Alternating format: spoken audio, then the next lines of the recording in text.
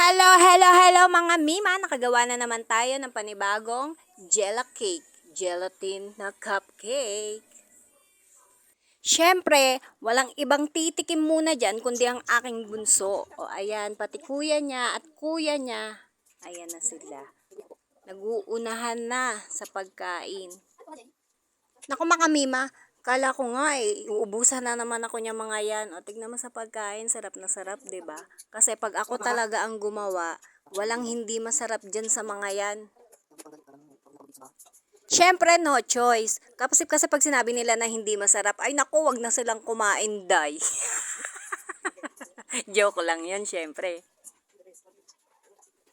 Ayan, mauubos na nila yung unang kain nila. Ewan ko kung mag-iisa pa yung mga yan.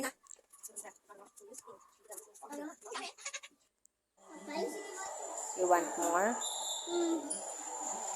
Go ahead. You get one. Siyempre, hindi papakabog ang bunso. Ayan, nag-isa siya kagad, 'di ba? Yung dalawa, hindi ko alam kung kumain ulit o ano, nawala na bigla eh. Nagtago pa ata. Sarap na sarap ang bunso ko naman talaga.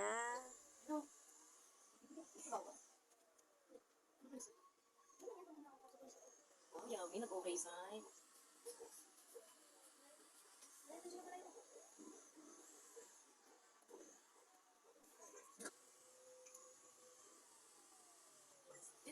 Ayaw mamigay.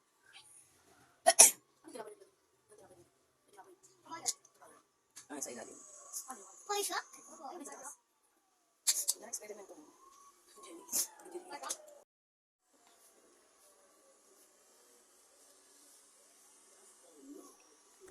Ito naman mga Mimay, na kagigising niya lang. Kasi natulog siya ng hapon. Ayan kagad yung hinanap niya. Ayan, binigay ko.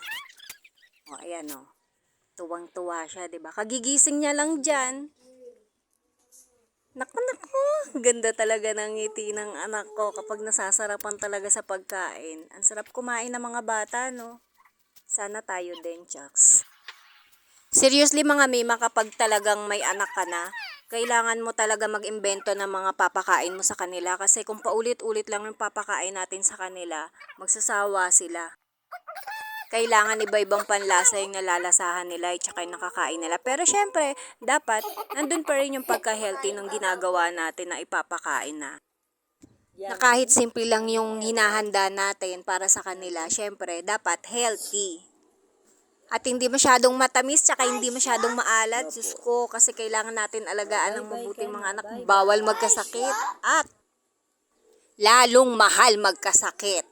Bye-bye ka na. Totoo yun. Bye ka muna. Bye. Mga Mima, ito nga pala yung ingredients niya mga yan. Madali lang talagang lutuin siya kaya paulit-ulit kong niluluto. O sige, salamat!